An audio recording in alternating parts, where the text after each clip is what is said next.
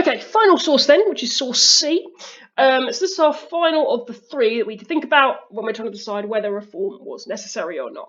Now, thus far, the sources we've looked at, they've been of a fairly similar nature. So we had source A, which was a will, essentially a legal document, therefore, something that just divvies up who's going to get what after someone dies.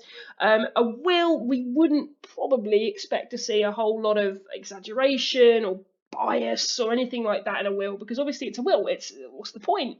They're dead. They're not trying to prove a point here. It's just a document to divvy up who gets what. So with a will, we can assume it's probably going to be fairly reliable. B, source B, that was the parish boundaries, similar story. It's a legal document, it's a map, it defines who controls what. So again, there's really no point in lying.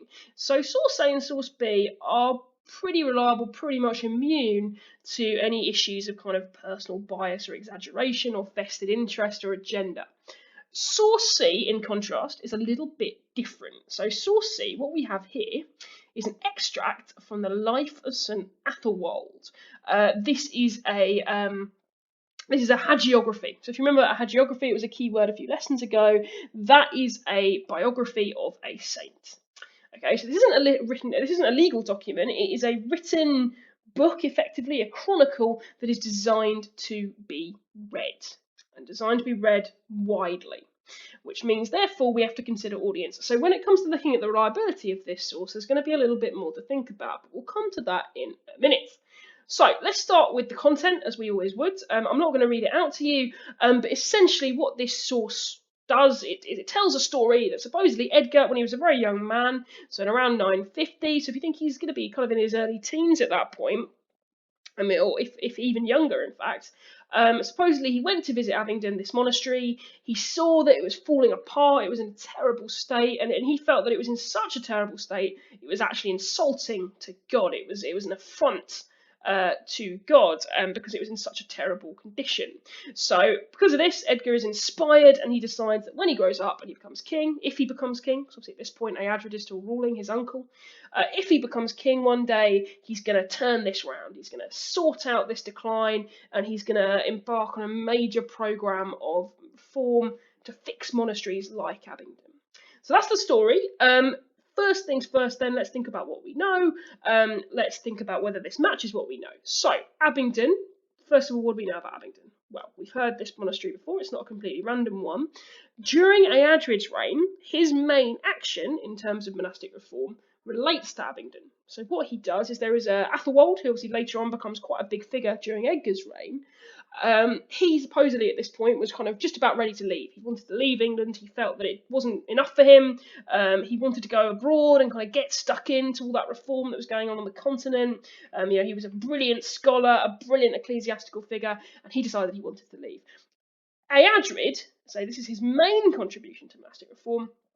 Eadred manages to stop Athelwold leaving by giving him Abingdon. He gives him the monastery of Abingdon to reform, and that is what he does to kind of stop Athelwold, this very talented scholar, from leaving his kingdom.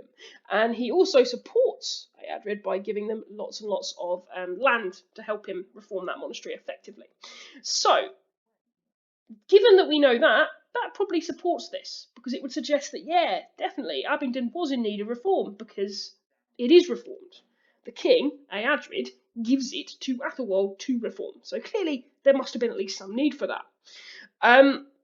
In terms of anything else we can think of for Abingdon, well, where is it? It's in Wessex, okay? It's sort of close to Oxford.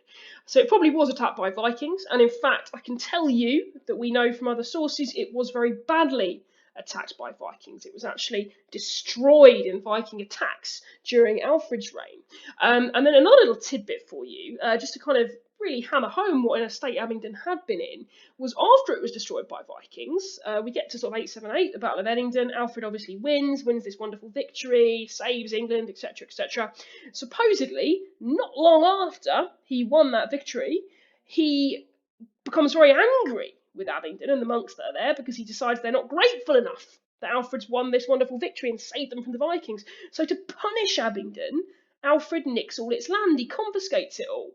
So we know from those facts I've just given you, that Abingdon must have been in a pretty bad state. It was destroyed by Vikings, and then it had all its land confiscated by salty Alfred. So that matches what we see in this source, this idea that yes, it was in a bad state. We also know that Edgar, little baby Edgar, when he was growing up in East Anglia under Athelstan Half-King, his private tutor was Athelwold.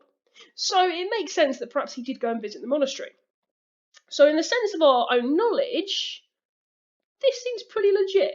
Alright, this source seems quite strong. But what we now need to look at is where it comes from. So as I said, the nature of this source is a little bit different. It's a life of a saint. It is designed to be read. Therefore, it is writing for an audience, which is obviously going to have an impact on what it talks about. So let's look at who wrote it, or when they wrote it. So they wrote it in about year 1000, so within living memory, but about 50 years after the events in this source that it's talking about in 950. It was also written by Wulfstan, who is a student of Athelwold. Now, the fact he's called Wulfstan, irrelevant, we don't care about that. What we care about is the fact that this guy worked for Athelwold. Okay, it is one of his students. Athelwold is a reformer. That means, obviously, Athelwold is pro-reform. He thinks reform needs to happen. Inevitably, therefore, in a source written by someone working for him, they're going to make reform sound necessary too. Particularly as we know that reforming the monasteries was not a particularly popular concept. There were lots of people that really weren't happy about it at all because of the land that was necessary. So there is going to be perhaps a need here to justify it. Particularly as we're talking with hindsight here, we're in the year 1000, they're going to want to justify that reform that went on and what Athelwold did, this author's tutor. Therefore, they're probably going to potentially exaggerate how bad a state Abingdon was in. They're going to potentially try and make it sound like this reform was much more urgent than it actually was. So a lot of what this source is suggesting, we can possibly put down to a bit of exaggeration, trying to make it sound more necessary than actually it really was to reform this in order to justify the actions of Athelwold himself. Okay, so that's 3 sources to look at. All of quite different natures, all suggesting different things.